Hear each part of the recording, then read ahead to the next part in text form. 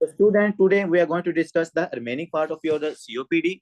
और इसके अलावा बच्चों आज हमने सारा रिस्ट्रिक्टिव भी खत्म करना है, ठीक है, क्योंकि जो ज्यादा डिटेल के अंदर टॉपिक्स है ना वो हम डिस्कस कर चुके हैं। वो आपका क्रोनिक ब्रोंकाइटिस था, उसकी पैथोफिजियोलॉजी बहुत इंपॉर्टेंट थी।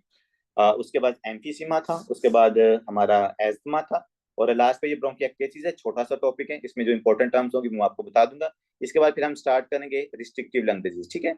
और जो रिस्ट्रिक्टिव लंग डिजीजेज है इनके अंदर को ज्यादा मुश्किल कंसेप्ट नहीं है, इंशाल्लाह मैं आपको बताऊंगा तो आपको समझ भी आ जाएगी। और इसको हमने यहाँ तक आज खत्म करना, ठीक है जी।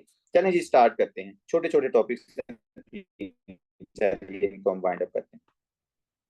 बच्चों जो सबसे पहला आपका टॉपिक है दैट इज अ ब्रोंकिएक्टेसिस। बस आपने ना फोकस से सुनते जाना है और चीजों को अब्जॉर्व करते जाना है। सबसे पहला जो हमारे पास टॉपिक है दैट इज अ ब्रोंकिएक्टेसिस, ठीक है बच्चों।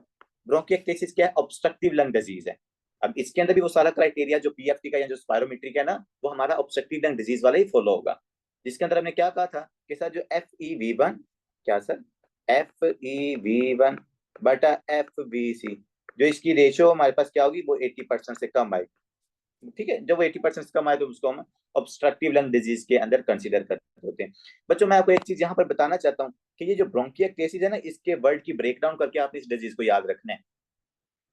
मैं आपको अक्सर एक चीज बताता होता हूँ कि बच्चों हमने कोई मतलब कि काफी ज्यादा डिजीजेस को याद रखना है। हंड्रेड्स ऑफ डिजीजेस होती हैं जिनको आपने याद करना होता है, मेमोराइज करना होता है, समझना होता है। उनके आगे हमारे पास पेशेंट्स आएंगे। लेकिन बाज़ वक़्त हमारे साथ ऐसा होता है कि भाई वो चीजें हमें भूल जाती हैं, डिजीजेस के नाम भूल जाते हैं, उनके हमें सिम्टम्स भूल जाती हैं।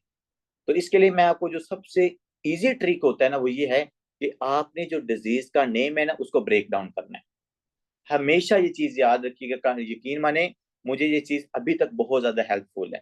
मैं पिछले 2-3 साल से इसी तरह कर रहा हूँ कि जो भी डिजीज है देखो ना, मैं चीजें भूल जाती है इंसान को। लेकिन अगर मैंने उसको किसी ट्रिक से याद किया हो, किसी निमोनिक से याद किया ना, तो वो आपको ज्यादा देर तक रिटेन रहेगी। इसलिए डिजीजेस को आपने कैसे याद करना, जैसे क्रोनिक ब्रोंकाइटिस। अब आपको पता है ये क्रोनिक ब्रोंकाइटिस, क्रोनिक का मतलब ये ज्यादा लंबी डिजीज होगी, ब्रोंकाइटिस का मतलब कि इसके ब्रोंक्यूल्स के अंदर इन्फ्लामेशन होगी, और ब्रोंकाइटिस के अंदर ज्यादा म्यूकस की प्रोडक्शन होती है। इसी तरह बच्चों जो आपका ये ब्रोंकी एक्टेसिस है ना, ब्रोंकी का क्या मतलब है जी? ब्रोंक्यूल्स। ब्रोंकी का क्या मतलब है? ब्रोंक्यूल्स। और बच्चों एक्टेसिस का मतलब होता है डायलेशन। क्या मतलब होता है डॉक्टर वकार? सर इसका मतलब होता है डायलेशन, कि जब आपके जो ब्रोंक्यूल्स हैं वो क्या कर जाए, डायलेट हो जाएं, तो उस कंडीशन को हम कहते हैं that is called the bronchiectasis. अब नेक्स्ट क्वेश्चन आता है कि सर जो हमारे पास ये ब्रोंकिएक्टेसिस है, जो आप बात कर रहे हो कि हमारे जो ब्रोंक्यूल्स होते हैं ये ब्रोंक्यूल्स डायलेट कर जाते हैं, सर इसका रीजन क्या है? ये ब्रोंक्यूल्स डायलेट कैसे करते हैं? तो इसके ऊपर बच्चों हम थोड़ी सी बातें करते हैं। लेट्स सपोज अगर मैं यहाँ से लेता हूँ एक ब्रोंक्यूल को जूम आउट करता हूँ, तो ये हमारे पास है एक ब्रोंक्यूल। अब ये जो बेचारा ब्रोंक्यूल है ये डायलेट क्यों होगा?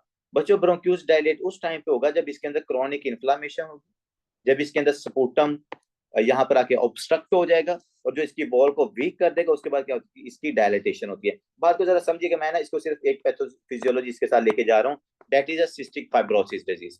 अब जो सिस्टिक फाइब्रोसिस डिजीज के अंदर क्या होता है, काइंडली देखिएगा। सिस्टिक फाइब्रोसिस डिजीज वैसे मैं आपको इसका पूरा जेनेटिक डिजीज है, इंशाल्लाह इसको जाके डिस्कस करेंगे। CFTR जिनके अंदर प्रॉब्लम होती है, क्लोराइड चैनल का मसला होता है, ये जो सिस्टिक फाइब्रोसिस वाला पेशेंट होता है, बच्चा होता है, रिकरेंट इन्फेक्शन हो रहे होते हैं, पेशेंट का पैंक्रियाज मतलब काम करना छोड़ देता है, GIT की सिम्टम्स आती हैं इस पेशेंट के अंदर, कार्टेजिनस सिंड्रोम सिस्टिक फाइब्रोसिस की वजह से होता है, पेशेंट इनफर्टाइल हो जाता है सिस्टिक फाइब्रोसिस वाला। तो there are a lot of symptoms that you can see in the patient of the cystic fibrosis. लेकिन हमने देखनी है कि सिस्टिक फाइब्रोसिस ब्रोंकिएक्टेसिस कैसे करवाती है, ये किस तरह ब्रोंक्यूल्स को डायलेट करती है, ठीक है। तो इसके लिए ये बच्चों आपने एक सिंपल सी बात याद रखनी है कि जो सिस्टिक फाइब्रोसिस होती है ना, सिस्टिक फाइब्रोसिस की वजह से हमारा ये जो म्यूकस होता है, नॉर्मली तो म्यूकस बच्चों जो आपके ब्रोंक्यूल्स के अंदर प्रोड्यूस होता है ना वो डायलेटेड म्यूकस होता है। आपने देखा ना अपने स्पूटम के अंदर, आप देखते हो आपका जो म्यूकस आता है वो डायलेटेड होता है। लेकिन जो सिस्टिक फाइब्रोसिस वाला पेशेंट होता है ना, इसके अंदर जो म्यूकस बनता है ना, ये थिक म्यूकस बनता है। कौन सा म्यूकस? Thick mucus. अब बच्चों जब जब ये सारा थिक म्यूकस आके इस ब्रोंक्यूल्स के अंदर क्या हो जाएगा, डिपॉजिट हो जाएगा यहाँ पर, ठीक है। एक तो थिक म्यूकस यहाँ पर बच्चों हो रहा है डिपॉजिट, एक काम ये हो गया। दूसरी तरफ काइंडली याद रखिएगा, हमारे पास इस पेशेंट के अंदर होती है, चूंकि सिस्टिक फाइब्रोसिस की वजह से ना रिकरेंट इन्फेक्शन हो रहा होता है पेशेंट को, उसको ना बार बार इन्फेक्शन हो रहा होता है। जब आपके इन्फेक्शन होगा तो इन ब्रोंक्यूल्स के अंदर क्या होगी सर, इन्फ्लामेशन। सिस्टिक फाइब्रोसिस का पेशेंट है, सिस्टिक फाइब्रोसिस वाले पेशेंट के अंदर क्या हुआ बच्चों, म्यूकस डिपॉजिट हो जाता है, और वो उस म्यूकस की नेचर क्या है, वो म्यूकस होता है थिक। अब थिक म्यूकस के ऊपर देखो ना, लेट्स सपोज अगर कोई बाहर से बैक्टीरिया आ रहा है, तो अब आप उस बैक्टीरिया को बाहर नहीं निकाल सकते, क्यों? क्योंकि आपका म्यूकस ठीक है, वो वॉल्स के साथ लगा हुआ है। अगर वो डाइल्यूट होता, मेरे सीलिया सही से काम कर रहे होते, तो मैंने उस बैक्टीरिया को पकड़ना था, म्यूकस उसके ऊपर फेंकना था, सीलिया को कहना था चल भाई इसको बाहर फेंक गया। लेकिन अब क्या है कि आपकी उन वॉल्स के साथ थिक म्यूकस लग चुका है, आपकी वॉल की जो मूवमेंट है वो मूवमेंट डिक्रीज हो चुकी है, जो आपकी वॉल की थिकनेस है वो थिकनेस इंक्रीज हो चुकी है, उनकी इलास्टिसिटी कम हो चुकी है। एक तो सर ये काम हो गया। दूसरा मैं ये कह रहा हूँ कि इस पेशेंट को, सिस्टिक फाइब्रोसिस वाले पेशेंट को क्या होता है, बार बार इन्फेक्शन होता है। अब आपको पता है इन्फेक्शन के अंदर क्या होता है सर, इन्फ्लामेटरी सेल्स आते हैं जिस एरिया के अंदर इन्फेक्शन होता है। लेट्स सपोज मैं कहता हूँ कि यहाँ पर आया एक ब्यूटीफुल बैक्टीरिया, ये बैक्टीरिया आया। अब इस बैक्टीरिया को खत्म करने के लिए क्या होता है सर, हमारे इन्फ्लामेटरी सेल्स एक्टिवेट होते हैं, तो इस एरिया के अंदर बच्चों आपके इन्फ्लामेटरी सेल्स भी आएंगे। जब आपके इन्फ्लामेटरी सेल्स आएंगे तो उनमें सबसे इंपॉर्टेंट क्या है सर, आपके मैक्रोफेजेस हैं, हमारे न्यूट्रोफिल्स हैं। अब बच्चों जब मैक्रोफेजेस और न्यूट्रोफिल्स बार बार एक जगह के ऊपर आ रहे हैं और वो आपके इन्फेक्शन को खत्म करने की कोशिश कर रहे हैं, तो इस बार बार रिकरेंट इन्फेक्शन की वजह से क्या होता है कि जो आपकी बॉल है ना बेचारी, ये ब्रोंक्यूल की देखो ऊपर थिकनेस है, ये ऊपर थिकनेस है, और नीचे जो आपकी मस्कुलर लेयर है, इसके जो मस्कुलर लेयर है, उसके बाद जो आपके पास ये सब मिकोजा, सब मिकोजा और ये एडवेंटिश है जो कनेक्टिव टिश्यूज की लेयर थी। अब आपके जो न्यूट्रोफिल सेल्स हैं वो क्या करें, इनको इंगल्फ करें, इन वॉल्स को इनगल्फ करें, इन वॉल्स को वो वीक कर रहे हैं। आप ऐसे समझो कि जैसे किसी चीज को धीमक लग जाती है ना, और वो चीज क्या हो जाती है, कमजोर। जैसे आपने देखा होगा कि अक्सर जो कप बोर्ड्स होती हैं, जब उनको धीमक लग जाए तो वो वाली जो साइड होती है ना, वो बिल्कुल डिस्ट्रॉय हो जाती है। वो जो आपके पास लेयर होती है, जो वॉल होती है आपकी कपबोर्ड की, वो बिल्कुल क्या हो जाती है, वीक हो जाती है। इसी तरह आप समझो, क्योंकि उसको धीमिक ने चाटा है, उसको बार बार वहां से उसने वीक कर दिया, उसके मालिक उसको निकाल लिया है आपकी वुड की। इसी तरह ये जो हमारे इन्फ्लामेटरी सेल्स यहाँ पर आ रहे हैं ना, ये बॉल को क्या कर रहे हैं, ये बॉल के मालिक को उसको इंगल्फ कर रहे हैं। तो बार बार फैगोसाइटोसिस चलो बैक्टीरिया की तो कर रहे हैं, बैक्टीरिया के साथ जो आपकी वॉल की भी करेंगे, तो बच्चों वॉल क्या हो रही है, एक तो उसके अंदर म्यूकस ठीक है डिपोजिट हो रहा है, और दूसरा ये वॉल पीछे से बार बार इन्फेक्शन, बार बार इन्फ्लामेशन की वजह से, उसकी फैगोसाइटोसिस होने की वजह से वो वॉल क्या हो जाती है सर, वीक हो जाती है। अब जब ये वॉल वीक है, और वीक होने के साथ क्या हो रही है सर, ये इसके अंदर थिक म्यूकस डिपॉजिट हो चुके हैं। अब देखो आप, एक मेरे पास वॉल थी बेचारी, एक तो उसके अंदर ये थिक म्यूकस डिपॉजिट था, और दूसरे नंबर वो वॉल क्या थी, वीक थी। अब आपने मुझे खुद बताना है, ऐसी वॉल जिसके अंदर क्या करें हम, थिक म्यूकस को इकट्ठा कर दें और उसको हम पीछे से वीक कर दें, तो क्या वो जो वॉल है वो हमारे पास डायलेट नहीं हो जाएगी? वो वॉल आपके पास क्या नहीं हो जाएगी, वो सर इजीली डायलेट कर जाएगी। जो भी चीज हमारे पास कमजोर हो जाती है ना, जब उसके अंदर, लेट्स मैं आपको बैलून वाली एग्जांपल देता हूँ। आपको पता है ना कि जो बैलून होता है उसकी बॉल बड़ी मतलब कि वीक होती है या सेंसिटिव होती है, ऐसे समझ लो। और जब आप उसके अंदर पानी डालते हो, तो वो क्या करती है हमारे पास, वो डायलेट हो जाती है। अब इसी तरह मैं कहता हूँ कि चलो आप पानी को निकाल के ना उसके अंदर डाल दो जी, आप हनी डाल दो। अब हनी की डेंसिटी ज्यादा होती है, तो वो हनी क्या करेगा, उस बेचारे जो बैलून है उसको काफी ज्यादा डायलेट कर देगा। क्यों? उसकी वॉल वीक थी, और आपका जो हनी है इसकी डेंसिटी थी ज्यादा। इसी तरह बच्चों, जो हमारे पास ब्रोंक्यूल्स होते हैं, इनके अंदर म्यूकस डिपॉजिट हो रहा है, और म्यूकस के साथ जो वॉल्स हैं वो वीक थी, और इस म्यूकस ने क्या कर दिया, उस वॉल को डायलेट कर दिया, उसको पीछे की तरफ डायलेट कर दिया। तो इसी कंडीशन को फिर हम क्या कह रहे हैं sir, that condition is called the bronchiectasis into which there is the dilation of your bronchioles। तो सिंपल सी पैथोफिजियोलॉजी है, हमारा म्यूकस डिपॉजिट है, वॉल वीक है, वो म्यूकस उनको क्या कर देता है बच्चों, डायलेट कर देता है। ठीक है, ये चीज आपने यहाँ पर याद रखनी है। वैसे मैं फिर कह रहा हूँ, इसके काफी सारे पैथोजेनेसिस होती है, पैथोफिजियोलॉजी इनकी होती है, लेकिन मैंने आपको एक जनरल सा कंसेप्ट दे दिया है। आई होप सो कि इससे आपको ना मेरी बात क्लियर होगी। ब्रोंकिएक्टेसिस की वजह से अब क्या हो रहा है सर, ऑब्स्ट्रक्टिव लंग डिजीज हो रही है। यहाँ पर क्या हो रहा है, ऑब्स्ट्रक्टिव लंग डिजीज हो रही है। अब यहाँ पर आपने नोटिस करना है कि सर एक्चुअली में हुआ क्या है, कि मेरे पास अगर ये बॉल थी, एक तो इस वॉल की क्या है बच्चों, इलास्टिसिटी खत्म, ये वॉल प्रॉपरली कॉन्टैक्ट नहीं करेगी। ठीक है, और अगर ये प्रॉपरली वॉल कॉन्टैक्ट नहीं करेगी, तो ये आपकी एयर को बाहर कैसे निकालेगी? एक तो ये इस तरह ऑब्स्ट्रक्शन काज करी है।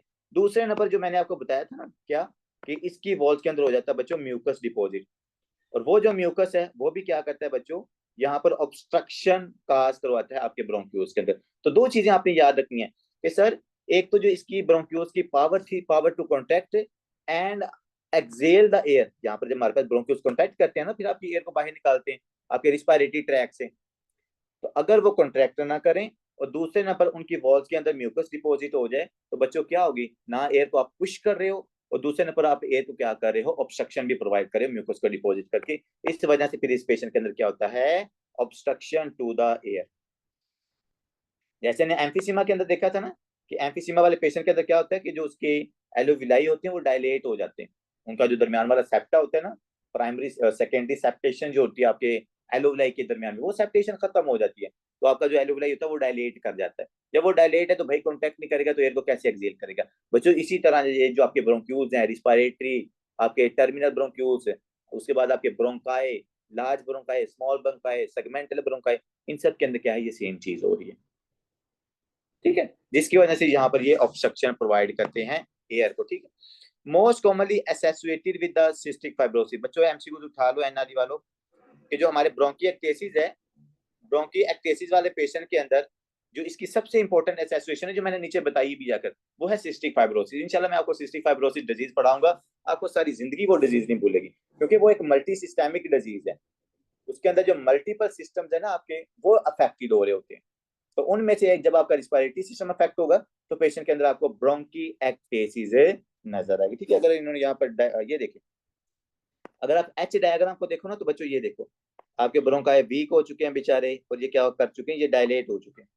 और जब ये डायलेट हो चुके हैं, दरमियान में इनके म्यूकस भी है, तो हमें इनकी वजह से क्या होगा, ये जो एयर बाहर को जानी है, इस एयर को ऑब्स्ट्रक्शन भी हो रही है, और ये इस एयर को कंप्रेशन भी नहीं हो रही कि क्या करे वो इजीली एक्सेल हो जाए। ठीक है, तो ये बड़ी ना, इसकी डायग्राम देकर अक्सर पूछा जाता है, इसका सीटी स्कैन देकर ना, तो सीटी स्कैन के ऊपर आपको ना डायलेटेड नजर आ रहे होते हैं ब्रोंक्यूल्स, और पूछते हैं कि हाँ भाई इसकी एसोसिएशन क्या है, इसका ट्रीटमेंट क्या है, इसके कॉजेज क्या है, या इस डिजीज का आपसे डायग्नोज भी पूछ सकते हैं। ठीक है बच्चों, नेक्स्ट आते हैं कि सर अगर कोई पेशेंट है मेरे पास ब्रोंकिएक्टेसिस का, तो ब्रोंकिएक्टेसिस वाले पेशेंट के अंदर क्या क्या सिम्टम्स होंगे। ठीक है बच्चों, तो सबसे पहले तो ये पेशेंट आएगा आपके पास क्रोनिक कफ के साथ, और ये क्रोनिक कफ कौन सी होगी बच्चों, ये स्पूटम, मतलब ये वेट कफ होगी, एंड डेली स्पूटम प्रोडक्शन। ये देखा, ये पेशेंट हमारे पास आता है वेट कफ के साथ।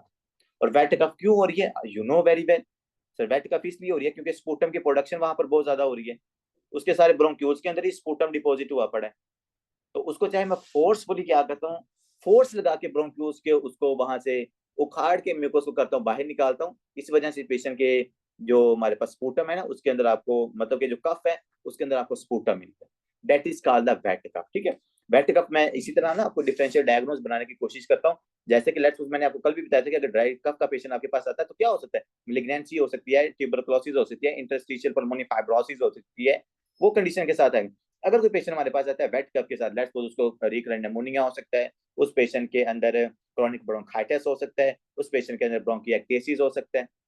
ठीक है, तो ये हमने ड्राई कफ, वेट कफ, हीमोपेटाइसिस, उसके बाद एपिस्टैक्सिस, उसके बाद वेट लॉस, उसके बाद क्रॉनिक कफ, एपिसोडिक कफ, ये बच्चों इस तरह डिफरेंशियल डायग्नोस बनने होते हैं।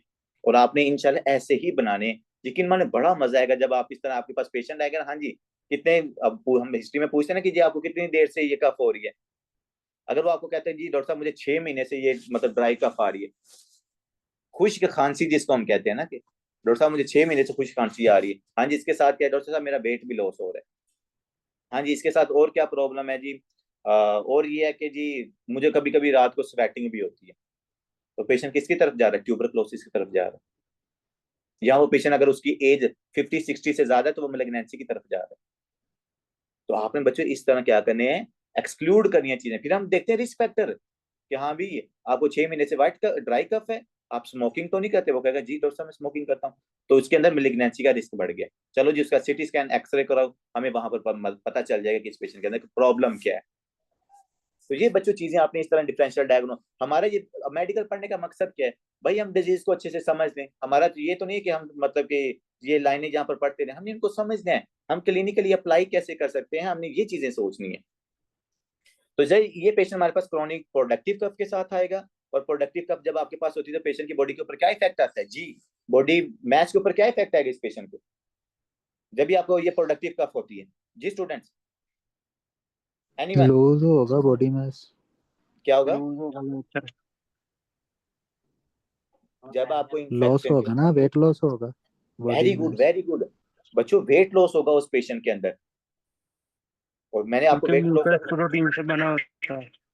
जी और जी बिल्कुल, प्रोटीन वेरी गुड, गुड हो गया, गुड हो गया। तो पहली सिम्टम ब्रोंकिएक्टेसिस वाले पेशेंट के अंदर क्या, क्रॉनिक कफ, और कौन सी कफ, प्रोडक्टिव कफ है। नेक्स्ट आते बच्चों, इस पेशेंट के अंदर often have recurrent pulmonary infection. बात यहां तक नहीं छोड़नी हमने, हमने जाना इसकी पूरी डिटेल तक। पेशेंट मेरे पास प्रोडक्टिव कफ के साथ आएगा, क्या क्या सोचना है, निमोनिया, ब्रोंकिएक्टेसिस, उसके बाद क्रोनिक ब्रोंकाइटिस, ये सर इस सिम्टम के ऊपर हमने करना है। अब आगे नेक्स्ट सिम्टम आ गई जिसको बार बार इन्फेक्शन भी होता है। Patient have recurrent pulmonary infection.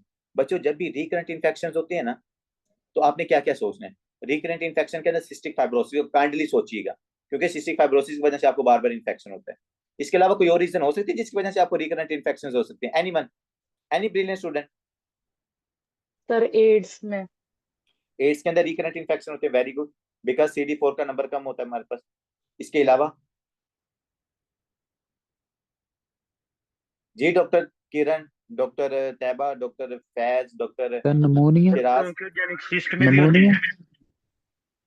मैं वही तो कह रहा हूँ ना कि यार, मैं सिंपल एक बात कर रहा हूँ कि अगर आपको एक पेशेंट आपके पास आता है, डॉक्टर साहब 2 हफ्ते पहले इसको निमोनिया हुआ है, 4 हफ्ते पहले इसको टाइटस मीडिया था, 6 हफ्ते पहले इसको मतलब कि GI इन्फेक्शन था, 8 हफ्ते पहले इसको स्किन इन्फेक्शन हुआ है, तो ये जो बंदा जिसको बार बार इन्फेक्शन हो रहे तो उसका क्या रीजन हो सकता है। अगर मैं वो लंग्स के अंदर है तो भाई समझ में आता है, वो सिस्टिक फाइब्रोसिस हो सकती है या ब्रोंकिएक्टेसिस हो सकती है। सिस्ट भी हो इसके अलावा सकती है जैसे ब्रोंको। जैसे मैडम ने बताया कि एड्स की वजह से सर भी बार बार इन्फेक्शन होता है, answer is that yes. Sir malignancy, जी बिल्कुल, मेलिग्नेंसी के अंदर बच्चों आपका इम्यून सिस्टम कंप्रोमाइज होता है, उसके अंदर भी आपको बार बार इन्फेक्शन होता है, very good doctor. Sir bronchogenic cyst में। ब्रोंकोजेनिक सिस्ट के अंदर भी होता है, बिल्कुल, सिस्ट बने या अब्सेस बने बार बार इन्फेक्शन होता है, वेरी गुड। मेन चीज आपकी, मेन चीज की तरफ आप लोग नहीं आ रहे, जिसकी तरफ मैं चाहता हूँ कि कोई बच्चा मुझे उस पॉइंट की तरफ लेके जाए, क्योंकि ये जितनी भी आपने चीजें बताई हैं इनकी सबके पीछे प्रॉब्लम एक ही होनी है, इन सबके पीछे मेन प्रॉब्लम एक ही होनी है बच्चों, इम्यूनो कंप्रोमाइज। अगर कोई पेशेंट इम्यूनो कंप्रोमाइज है, एड्स वाला पेशेंट क्या है, इम्यूनो कंप्रोमाइज, मेलिग्नेंसी वाला पेशेंट क्या है, इम्यूनो कंप्रोमाइज, उसके बाद ब्रोंकिसिस्ट वाला पेशेंट क्या है, इम्यूनो कंप्रोमाइज, सिस्टिक फाइब्रोसिस वाला पेशेंट क्या है, इम्यूनो कंप्रोमाइज। तो अगर आपके इम्यून सिस्टम के अंदर कोई पंगा होता है, आपके CD सेल सही नहीं बन रहे, आपकी एंटीबॉडी सही नहीं बने, हम डिजीज पढ़ेंगे, हम स्किड पढ़ेंगे, उसके अलावा सवियर क्या उसको कहते हैं, कंबाइंड इम्यूनो डेफिशिएंसी डिजीज पढ़ेंगे। इसके अलावा फिर हमारे पास डिजीज है जिनके अंदर एंटीबॉडीज बनती नहीं है। तो जब भी आपका इम्यून सिस्टम सही काम ना करे, या आपकी एंटीबॉडी सही ना बन रही हो, आपके जो सेल्स हैं इम्यून सिस्टम के वो सही से ना बन रही हो, या सही से काम ना कर रहे हो, तो बच्चों आपको बार बार इन्फेक्शन होगा, और इन सब की वजह से मेन पीछे रीजन यही होती है।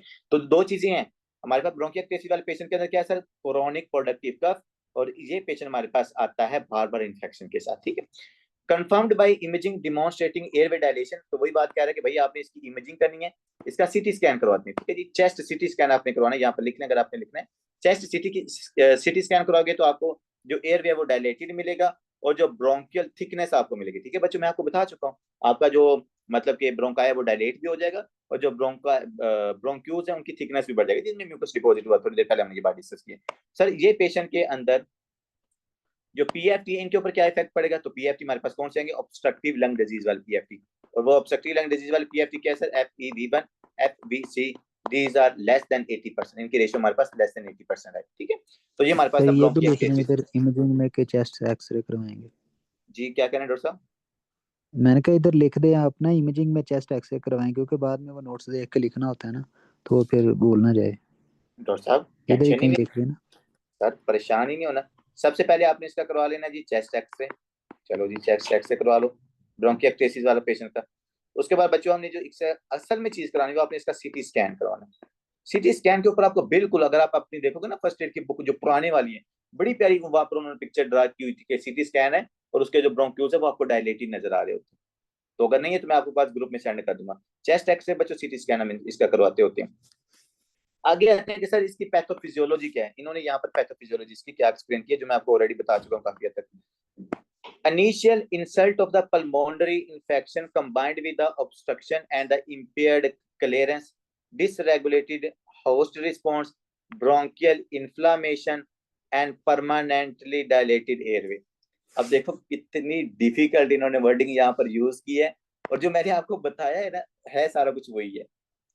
कि क्या है कि आपको इन्फेक्शन हुआ, जैसे हमने इन्फेक्शन कराया था ना, कि पेशेंट सिस्टिक फाइब्रोसिस का है, सिस्टिक फाइब्रोसिस वाले पेशेंट के अंदर इन्फेक्शन होगा। इन्फेक्शन की वजह से क्या है, इम्पेयर्ड क्लियरेंस, आपका वो जो म्यूकस है वो क्लियर नहीं हो रहा। जब वो क्लियर नहीं होगा तो वो क्या रहेगा, उधर ही डिपॉजिट रहेगा। जब वो वहां पर डिपॉजिट रहेगा, तो म्यूकस के डिपॉजिट होने की वजह से हमें एक और प्रॉब्लम है कि हमारा जो इम्यून सिस्टम है वो सही से रिस्पॉन्स भी नहीं कर पाता आपके बैक्टीरिया को। तो initially insult of the pulmonary infection, पहले आपको पल्मोनी इन्फेक्शन हुआ, और इन्फेक्शन आपका सही से खत्म क्यों नहीं हो रहा, क्योंकि हमारे पास वहां पर जो म्यूकस है वो डिपॉजिट आपकी ब्रोंक्यूल्स के अंदर। वो म्यूकस क्यों डिपॉजिट है, वो सिस्टिक फाइब्रोसिस वाला हम ऑलरेडी कंसेप्ट डिस्कस कर चुके हैं।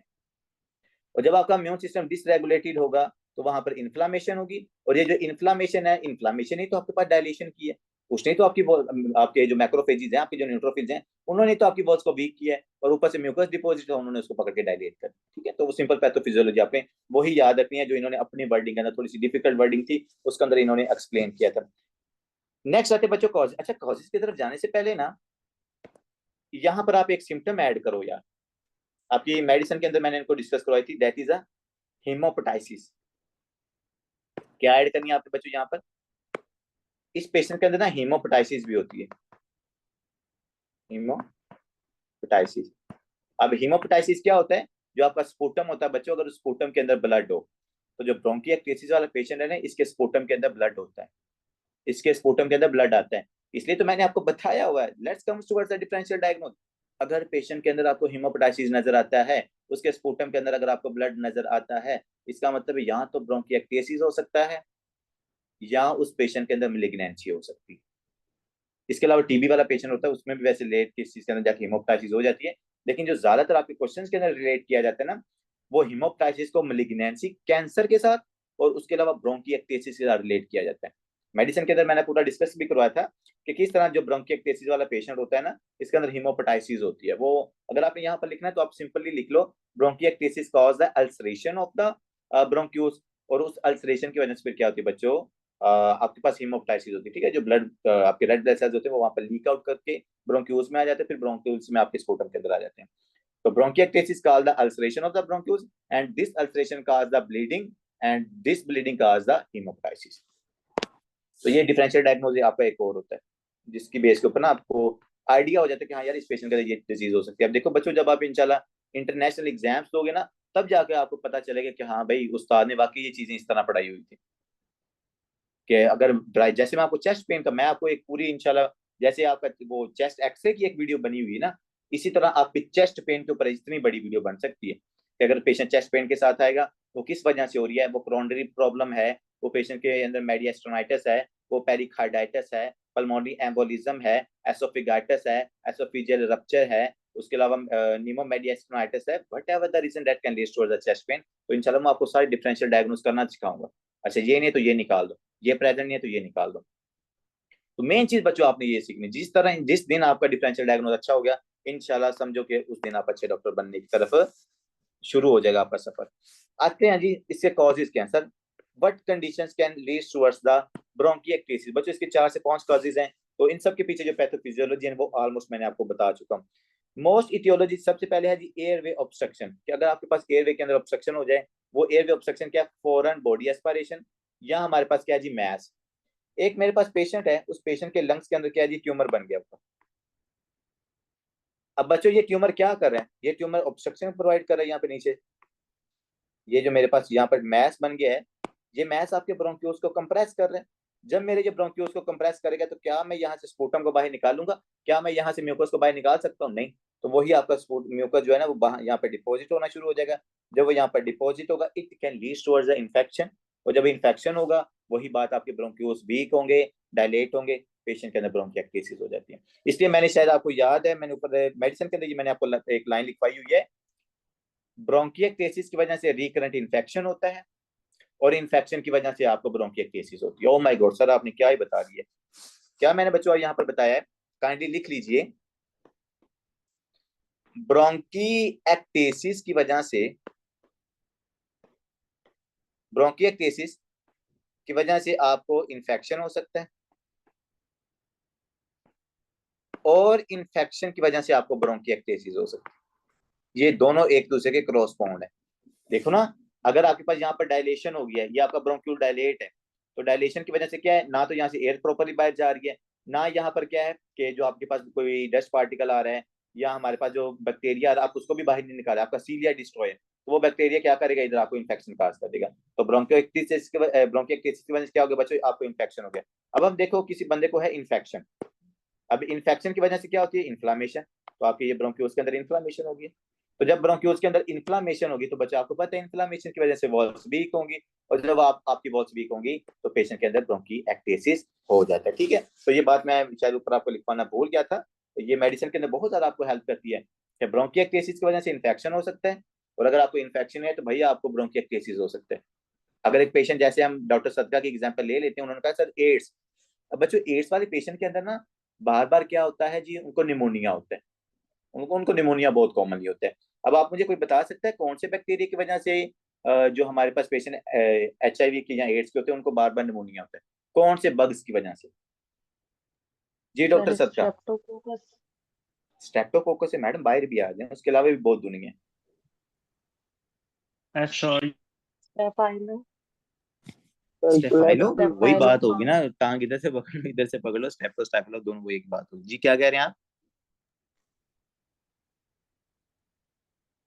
डॉक्टर आबिद ने सही बताया, क्या कह रहे एस्पिरेशन। हैं? हम्म, एस्करिशिया कोलाई की बात कर रहे हो आप, इकोलाई की? इकोलाई बच्चों, इकोलाई ज्यादातर यूटीआई काज करता है, या मेनिंजाइटिस, न्यूनेटल मेनिंजाइटिस काज करता है। निमोसिस्टिक जीरो वीसीआई का नाम सुना आपने? निमोसिस्टिक जीरो वीसीआई, एक वो वाला बग जो आपको एड्स वाले पेशेंट को बार बार निमोनिया काज करता है। इसके अलावा बच्चे होता है माइकोबैक्टीरियम एवियम।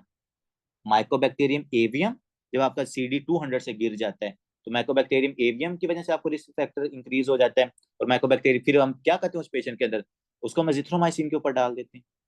ठीक है, इसके अलावा जब CD मेरे ख्याल में 350 या 400 से कम आता है तो जो निमोसिस्टिक जीरो वीसीआई है उसकी वजह से इन्फेक्शन हो जाता है। तो वो ये चीज आपकी फर्स्ट एड के ऊपर लिख ली है, वहां से वो जरा मेक श्योर कर ले जाकर। आप माइक्रोबायोलॉजी खोलें, उसके लास्ट वाले फैक्टर के अंदर जाएं, ग्राम नेगेटिव बैक्टीरिया के ऊपर, उसके लास्ट वाला जो पेज है लेफ्ट साइड के ऊपर लिखा होगा कि इतना CD कम हो तो इस बैक्टीरिया की वजह से, इतना CD कम हो तो इस बैक्टीरिया की वजह से हो सकता है। तो वहां से मुझे दो याद आ रहे हैं, एक निमोसिस्टिक जीरो वीसीआई है, एक माइकोबैक्टीरियम एवियम है। ठीक है, तो ये चीजें हमने इस तरह अपनी माइक्रो को भी कवर करना है। तो सबसे पहले बच्चों क्या, अगर हमारे पास ऊपर मैच बन जाए उसकी वजह से क्या हो सकता है, ब्रोंकिएक्टेसिस सर हो सकती है, इन्फेक्शन हो सकता है। इसके अलावा बच्चों पुअर सिलरी मोटिलिटी, अगर आपकी जो सीलिया है, सीलिया की मोटिलिटी सही से काम नहीं करेगी, लेट्स सपोज आप तंबाकू स्मोकिंग करते हो, जहाँ कार्टेजिनस सिंड्रोम, आपको पता है ना कार्टेजिनस सिंड्रोम वाले पेशेंट के अंदर क्या होता है? जी डॉक्टर बताएं, what is the Kartagener syndrome? Sir sir dining हमारी सीलिया डिस्ट्रॉय हो जाते हैं। प्रॉपर्ली ओके जी, सीलिया डिस्ट्रॉय हो जाता है, और इसकी वजह से फिर सिम्टम क्या आते हैं? साइटिस डेक्स्ट्रोकार्डिया, इनवर्स और इनफर्टिलिटी। गुड हो गया, इनफर्टिलिटी होगी, डेक्स्ट्रोकार्डिया हो गया, रिकरेंट इन्फेक्शंस हो गए। जी जी इक्टोपिक प्रेगनेंसी से रिस्क इंक्रीज हो जी जी जाएगा। बिल्कुल, एक्टोपिक प्रेगनेंसी मतलब वही आपके पास एक तो एक्टोपिक प्रेगनेंसी है, लेट्स पहले तो वो पेशेंट होता है मोस्टली इनफर्टाइल, लेकिन अगर किसी के अंदर इनफर्टिलिटी हो भी जाए ना, फर्टिलिटी हो भी जाए, तो उसके अंदर फिर एक्टोपिक प्रेगनेंसी का रिस्क बढ़ जाता है। ठीक है, ये बड़ा अच्छा पॉइंट आपने पॉइंट आउट किया है डॉक्टर। बच्चों कार्टेजिनस सिंड्रोम की वजह से सीलिया डिस्ट्रॉय, ना म्यूकस निकालोगे ना डस्ट पार्टिकल निकालोगे, वही आपके पास बार बार इन्फेक्शन होगा, पेशेंट ब्रोंकिएक्टेसिस की तरफ चला जाएगा। आगे सिस्टिक फाइब्रोसिस में मेंशन कर चुका हूँ। पेशेंट क्या करेगा जी, कफ म्यूकस प्लग, वही बात है कि वो म्यूकस को बाहर निकालेगा, हम ऑलरेडी बात ये कर चुके हैं। ये हमारे पास है जी fungal infection, allergic broncho pulmonary aspergillosis, one of my favourite topic है ये वाला, एलर्जिक ब्रोंकोपल्मोनरी एस्परजिलोसिस। इसके अंदर ये जो एस्परजिलस है ना बच्चों, इसकी वजह से इन्फेक्शन होता है, ये आपके पास फंगस होता है। ठीक है, तो जब इसकी वजह से बार बार इन्फेक्शन हो रहा है तो उसकी वजह से भी ब्रोंकिएक्टेसिस हो जाती है। पल्मोनरी इन्फेक्शंस, क्या लिखा हुआ है इन्होंने, चलो जी आज जो मैं आपसे ऊपर पूछ रहा था, माइकोबैक्टीरियम एवियम उन्होंने लिखा हुआ है कि अगर जो रिलेट कर लो, वेरी गुड, रिलेट कर लो इसको, सर एड्स का पेशेंट है, उसके अंदर हमारे पास CD कम होते हैं, उसकी वजह से माइकोबैक्टीरियम एवियम की वजह से इन्फेक्शन होता है, और जब माइकोबैक्टीरियम एवियम की वजह से इन्फेक्शन होगा तो पेशेंट के अंदर ब्रोंकिएक्टेसिस हो जाती है। वेरी गुड, बड़ी सारी आज हमने चीजें सीखी इसके अंदर। देखो ये छोटा सा टॉपिक था, लेकिन यू लर्न अ लॉट, और यही हमारा मकसद था। तो ब्रोंकिएक्टेसिस सर कॉजेज क्या क्या, Kartagener syndrome, most important cystic fibrosis, recurrent infection, उसके बाद हमारे पास है एलर्जिक ब्रोंकोपल्मोनरी एस्परजिलोसिस। ठीक है बच्चों, तो इस तरह आपकी जो ऑब्स्ट्रक्टिव लंग डिजीज थी वो यहाँ पर बाइंड अप होती है। Let's start the restrictive lung diseases. अब बच्चों सबसे पहले तो आपको पता है कि रिस्ट्रिक्टिव लंग डिजीज के अंदर क्या प्रॉब्लम आनी है सर, इंस्पायरेशन के अंदर मेन प्रॉब्लम है, मेन प्रॉब्लम इंस्पायरेशन है। तो मैं इसलिए इंस्पायरेशन के आगे क्या लिख रहा हूँ, करा देना RLD नहीं का। मैडम नहीं, ये हमने कवर बाइंड अप करना है। सबसे पहले हमारे पास क्या है, इस पेशेंट के अंदर इंस्पायरेशन में प्रॉब्लम होती है, और इंस्पायरेशन में क्या है, 2 टाइम ज्यादा प्रॉब्लम होती है। मैं यहाँ पे लिख देता हूँ 1 टाइम एंड 2 टाइम ज्यादा प्रॉब्लम होती है। लेकिन बच्चों प्रॉब्लम इसको एक्सपायरेशन में भी होती है। अब इसको एक्सपायरेशन में सर क्यों प्रॉब्लम हो रही है? एक्सपायरेशन में प्रॉब्लम कहने का मतलब ये होता है कि यार अगर मेरे लंग्स में आप एयर लेके जा ही नहीं रहो तो मैं क्या घंटा एयर तो बाहर निकालूंगा। तो मैं इसलिए क्या कह रहा हूँ कि इसकी एक्सपायरेशन के अंदर जो एयर बाहर आती है वो कम आती है। ठीक है, मेन प्रॉब्लम इंस्पायरेशन है। अगर मैं एयर को लंग्स में लेके नहीं जाऊंगा तो बच्चों मैं एयर लंग्स से निकालूंगा भी तो कम ना। तो ये दोनों फैक्टर हमारे अफेक्टेड होते हैं। इसलिए अगर मैं यहाँ पर लिखूं ना कि जो आपके पास FEV1 है, फोर्स्ड एक्सपायरेटरी वॉल्यूम इन 1 सेकेंड, और उसके बाद जो हमारे पास है FVC, फोर्स्ड वाइटल कैपेसिटी। अब इसके अंदर ना FV1 ये तो कम होता है, मतलब 1 सेकंड जो आपने एयर बाहर निकालनी होती है ना वो तो कम होती है, लेकिन आपकी जो FVC है ना ये ज्यादा कम होती है। जो टोटल एयर आपने बाहर, देखो ऑब्स्ट्रक्टिव लंग डिजीज वाले पेशेंट के अंदर हमने कहा था FEV1 कम है, कि पहले सेकंड के अंदर जितनी एयर मैंने बाहर निकाली है वो कम आती है उसके अंदर। अब ये जो पेशेंट है रिस्ट्रिक्टिव लंग डिजीज का पेशेंट होगा, इसके लंग्स के अंदर एयर है ही कम है, तो वो पहले सेकंड के अंदर भी कम निकालेगा, और जो टोटल उसने एयर निकालनी वो तो वैसे ही हमारे पास क्या होनी है, ज्यादा कम होगी। ठीक है, तो FEV1 सर कम होता है, और जो FVC फोर्स्ड वाइटल कैपेसिटी है वो हमारी उससे ज्यादा भी कम होती है। और मैंने आपको क्या बताया हुआ है, अगर आपका डिनोमिनेटर ज्यादा कम हो तो हमारे पास जो कंक्लूजन या जो आंसर आता है वो क्या होता है, वो इंक्रीज होता है। लेट्स सपोज ये मैंने इसको इससे काट दिया है, तो ये मेरे पास अगर डिनोमिनेटर कम हो रहा है तो हमारे पास जो उसकी रेशियो आती है वो इंक्रीज आती है। आप इसको कैलकुलेट करके भी देख सकते हैं, अगर आपको नहीं यकीन है तो चलो मैं आपको करवा देता हूँ। FEV1 हमने क्या कहा था कि सर नॉर्मली होता है 3 लीटर, मतलब नॉर्मली होता है 4 लीटर। अब यहाँ पर हमने इसको 4 से 3 लेके आएंगे क्योंकि कम होता है। आपका FVC क्या था सर, FVC हमारे पास होता है 5 लीटर नॉर्मल, लेकिन हमने यहाँ पर कहा कि सर FVC ज्यादा कम होता है, तो इसलिए हम इसको क्या लिखते हैं जी, 2 लिख देते हैं। तो अगर आप इसको डिवाइड करोगे तो क्या आ रहा है मेरे पास 1.5, मतलब कि ये 1 से ज्यादा रेशियो आ रही है, ये चीज हमारे पास इंक्रीज हो रही है। तो अगर 1.5 है और इसको आप मल्टीप्लाई करो 100 से तो कितना बन जाएगा, आई थिंक 150 बन जाएगा।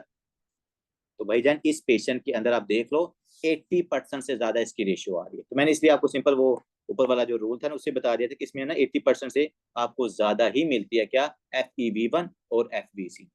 ठीक है, और ये 80% से ज्यादा का मतलब ये होता है भाई 100 से मोस्टली ये अबव भी होती है, क्योंकि 80-90 की इस वाली जो रेंज होती है उसको हम नॉर्मल कंसीडर कर लेते होते हैं, लेकिन 90-100 से अगर अबव है तो फिर भाई बहुत ज्यादा severe restrictive lung disease patient के अंदर। अब बच्चों यहाँ पर उन्होंने क्या लिखा है, may lead to the decrease lung volumes. बच्चों इसके जो लंग्स वॉल्यूम जाहिर बात है वो कम होंगे, जब आप अपने लंग्स के अंदर ये लेके नहीं जाओगे तो हमारे पास जो फोर्स्ड वाइटल कैपेसिटी है वो भी कम होनी है, और जो टोटल लंग कैपेसिटी वो भी कम होनी है। मैंने आपको बताया था ऑब्स्ट्रक्टिव लंग डिजीज के अंदर जितने भी आपके वॉल्यूम्स है वो इंक्रीज होते हैं, जो हमारे पास रिस्ट्रिक्टिव लंग डिजीज में सारे आपके वॉल्यूम्स कम होने, क्योंकि आपके लंग्स के अंदर यहाँ पर जा ही नहीं रही।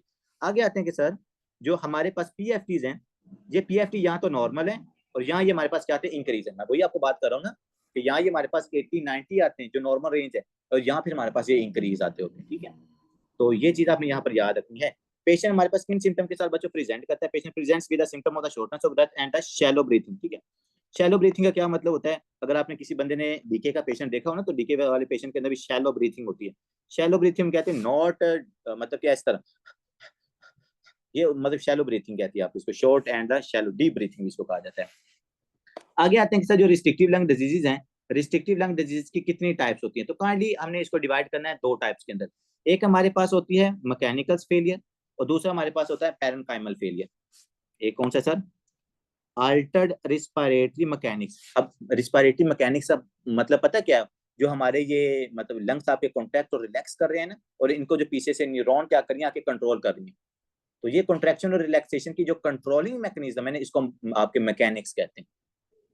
इवन जो अजमी वाले स्टूडेंट है ना, आपको वो अर्जेंटीना वाला पूरा एक बायोमैकेनिक्स का मतलब एक सब्जेक्ट आपको पढ़ाएगा, और उसके अंदर वो सारा दिन यही लगा रहता था, ये मेरे पास नर्व आई, वो लंग्स को क्या करिए, इनरवेट करिए, लंग्स कॉन्ट्रैक्ट होते हैं, फिर रिलैक्स होते हैं, फिर आपके जो रिस्पायरेटरी मसल्स है वो कॉन्ट्रैक्ट और रिलैक्स होते हैं। तो ये पूरा जो इंस्पायरेशन और एक्सपायरेशन वाला मैकेनिज्म है ना, आप इसको क्या कर लो, ये आपके मैकेनिक्स हैं। अब अगर किसी बंदे की न्यूरॉन्स डैमेज होती है, मसल डैमेज होते हैं, या न्यूरोमस्कुलर जंक्शन डैमेज होती है, उसको हम कहते हैं that is a mechanical failure. तो इसलिए जो रिस्ट्रिक्टिव लंग डिजीज है उसकी पहली टाइप्स क्या है, जो पहला फेलियर होता है बच्चों को, ये है अल्टर्ड रिस्पायरेटरी मैकेनिक्स, आपके मैकेनिक्स चेंज हो सकते हैं। दूसरा उसका रीजन या दूसरी टाइप क्या है, डिफ्यूज पैरेनकाइमल लंग डिजीज। अब पैरेनकाइमल लंग डिजीज का बच्चों क्या मतलब होता है, पैरेनकाइमा का मतलब होता है टिश्यू, कोई भी टिश्यू, चाहे वो मेरे लंग का पैरेनकाइम है, चाहे वो मेरे हार्ट का पैरेनकाइम है, चाहे वो मेरे पास लिवर का पैरेनकाइम है, चाहे वो मेरी किडनी का पैरेनकाइम है। पैरेनकाइमा का मतलब होता है कि जो उसके टिश्यूज हैं अपने, जैसे आपके लंग्स से एलोविलाई हैं, आपके लंग्स के अंदर जो इसकी प्लूरल स्पेस है, ये सारे इसके अपने टिश्यूज हैं। स्पेसिफिकली जो आपके एलोविलाई जो ब्रोंक्यूल्स है, ठीक है, इसको हम कहते हैं that is the parenchyma of that lungs. Diffuse parenchymal lung disease. अब पैरेनकाइमल लंग डिजीज बच्चों क्या होती है, एक ही चीज को यहाँ पर समझ लो, ये है ब्यूटीफुल एलोविलाई। तो यही हमारे पास तो मैकेनिक है ना, एलोविलाई जो आपकी, यही तो आपके पास क्या है sir, these are the parenchyma of the lungs. तो बच्चों अगर एक तो प्रॉब्लम मेरे पास नर्व्स में मसल्स के अंदर आती है जो कंट्रोल कर रहा है इस सारे मैकेनिक्स को, वो हमारे पास एक रीजन है। दूसरा क्या हो सकता है सर, अगर जो एलोविलाई इसके अंदर कोई प्रॉब्लम है, मेरी कैपिलरी के अंदर कोई प्रॉब्लम है, या इन दोनों के दरमियान में जो इंटरस्टिशियल स्पेस है यहाँ पर भी अगर कोई प्रॉब्लम है ना, तो बच्चों उसकी वजह से भी क्या होगा, हमारे पास एयर नहीं जाएगी आपके लंग्स के अंदर। लेट्स सपोज मैं कहता हूँ हमारे यहाँ पर होगी इंटरस्टिशियल फाइब्रोसिस। जब ये फाइब्रोसिस होगी, क्या आपका एलोविलाई डायलेट करेगा सर? नहीं डायलेट करेगा। और इसी तरह आपका पूरा लंग ही डायलेट नहीं करेगा। जब आपका लंग डायलेट नहीं करेगा तो भाई उसमें क्या ही एयर जाएगी।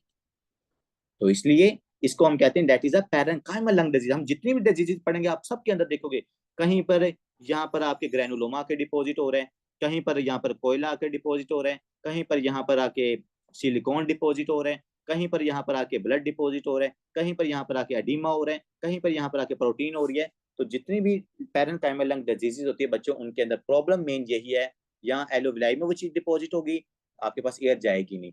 जहाँ इंटरस्टिशियल स्पेसिस में जहाँ पर गैसेस एक्सचेंज होना था, वहां पर कोई डिपॉजिट हो जाए, भाई गैसेस एक्सचेंज ही नहीं होना, तो एक्सचेंज नहीं होगा तो आपके लंग्स में एयर नहीं जाएगी, तो that is a restrictive lung disease. ठीक है। या तीसरा फैक्टर हो सकता है, अगर आपके ब्लड के जो ब्लड वेसल्स है उसमें कोई प्रॉब्लम है, तो अगर मेरा ब्लड ही लंग्स की तरफ नहीं जाएगा, ठीक है, जो मतलब कि काफी ज्यादा रेयर होता है, अभी मैं उसकी भी आपको कंडीशन दिखाऊंगा जो पल्मोनी एम्बोलिज्म के साथ हम इसको रिलेट करते होते हैं। तो अगर मेरे पास ब्लड वेसल्स ही कंप्रेस हो जाए, तो उसकी वजह से फिर क्या, there is no proper gases exchange. Main काम तो हमारे पास वही है ना कि गैसेस एक्सचेंज हो, तो फिर हम उसको कहेंगे भाई कि अभी आपके लंग्स प्रॉपरली काम कर रहे हैं। तो ये आपने क्या जनरल कंसेप्ट याद रखना। अभी मैं सारी डिजीज को रिलेट करूंगा, इतनी जल्दी मैं आपकी जान छोड़ने वाला यहाँ पर नहीं है। तो बच्चों सबसे पहले देखते हैं कि सर मैकेनिकल फेलियर्स क्या हो सकते हैं। मैकेनिकल फेलियर्स के अंदर बच्चों दो चीजें आपने याद रखनी है जो हर एमसीक्यूज के अंदर यूवल ने पूछा है, कि अगर मैकेनिकल फेलियर है तो आपका जो डीएलसी है ये क्या कैसे इफेक्टेड होगा, और जो हमारा ए ग्रेडियंट है ये कैसे इफेक्टेड होगा। तो काइंडली याद रखिएगा, अगर मेरे एलोविलाई में कोई मसला नहीं है ना, उसकी सरफेस में कोई प्रॉब्लम नहीं है, उसकी इंटरस्टिशियल स्पेस में कोई प्रॉब्लम नहीं है, तो हमारे डीएलसी में कोई मसला नहीं आएगा। डीएलसी में मसला कब आएगा, या तो आपकी कैपिलरी की डिस्ट्रक्शन हो जाए जिसके सर मैंने गैसियस एक्सचेंज करना है, या आपकी कैपिलरी कोलैप्स कर जाए। लेकिन मैकेनिकल फेलियर की वजह से ना आपकी कैपिलरी कोलैप्स करती है, सिर्फ ये होता है जो आपके रिस्पायरेटरी मसल्स होते हैं, जो आप न्यूरोमस्कुलर जंक्शन होती है, वहां पर प्रॉब्लम आ जाता है। तो काइंडली याद रखिएगा, अगर आपका रिस्पायरेटरी मैकेनिक्स में कोई प्रॉब्लम है ना, जो अभी अब आपको बताऊंगा, अभी एग्जांपल दूंगा, आपको ज्यादा बेहतर समझ आ जाएगा। तो रिस्पायरेटरी मैकेनिक्स में अगर कोई मसला है तो बच्चों हमारा डीएलसी भी नॉर्मल रहेगा, आपका ए ग्रेडियंट भी ठीक रहेगा।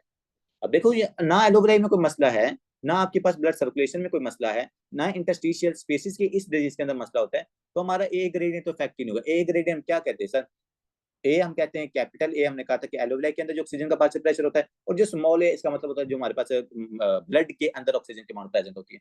तो दोनों का जब पार्शियल प्रेशर चेंज होता है तो वो क्या करते हैं, एक दूसरे के साथ एक्सचेंज हो जाते हैं।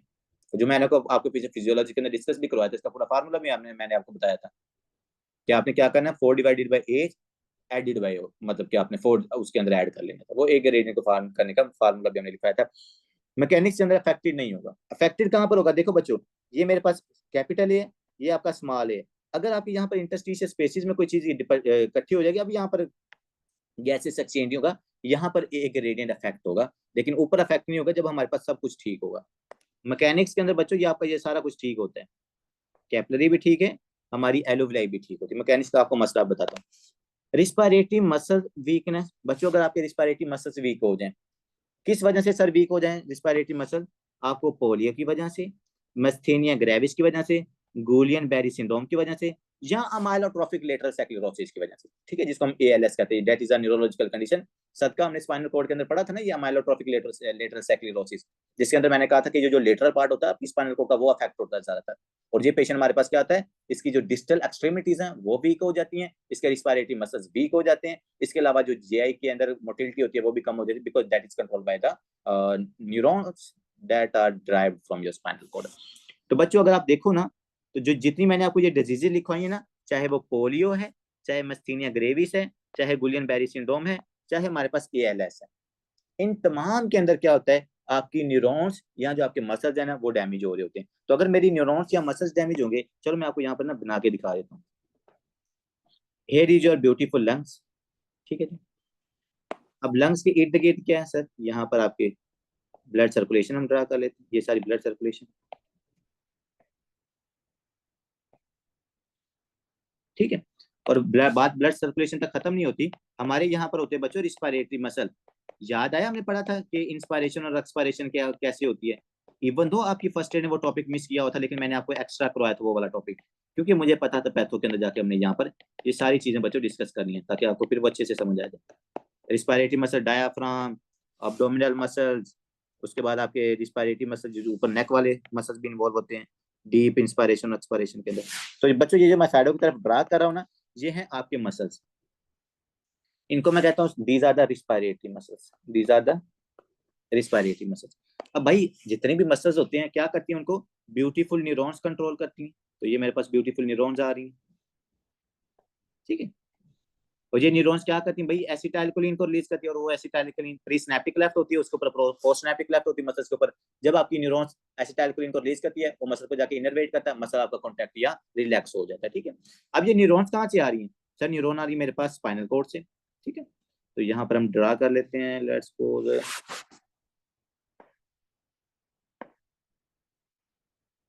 क्या बात सर, आज तो आप पेंटर ही बन गए हैं पूरे, ठीक है। ये आपका पोस्टीरियर फोसा, और पोस्टीरियर फोसा के अंदर यहाँ पर रिस्पायरेटरी सेंटर है। रिस्पायरेटरी सेंटर से बच्चों ये स्पाइनल कॉर्ड, ये स्पाइनल कॉर्ड से ये न्यूरॉन, स्पाइनल न्यूरॉन्स आई, स्पाइनल न्यूरॉन से फिर मेरे पास नेक्स्ट न्यूरॉन आई। तो इनको मैं सिंपल लिखता हूँ, दीज आर द न्यूरॉन्स और नर्व्स। अब आपके जहन में ना बहुत अच्छा कंसेप्ट क्रिएट होगा। देखो बच्चों, मैंने अगर इंस्पायरेशन करनी है तो क्या आएगा, मुझे मैसेज आएगा ऊपर से, ब्रेन आपका मैसेज देगा इन न्यूरॉन्स के जरिए। ये न्यूरॉन्स क्या करेंगे, आपके रिस्पायरेटरी मसल्स को एक्टिवेट करेंगे, और रिस्पायरेटरी मसल्स हमारे पास क्या हो जाएंगे बच्चों, रिलैक्स हो जाएंगे। जब वो रिलैक्स होंगे, इंट्राप्लूरल प्रेशर डिक्रीज होगा, हम क्या करेंगे, इंस्पायर कर लेते हैं। इसी तरह जब आपने लेट्स सपोज एक्सहेलेशन करनी है, तुम्हारे पास मसल कॉन्ट्रैक्ट होंगे, ज्यादा इंट्राथोरेसिक प्रेशर क्रिएट होगा, हम क्या करेंगे, एयर को बाहर निकाल लेते हैं।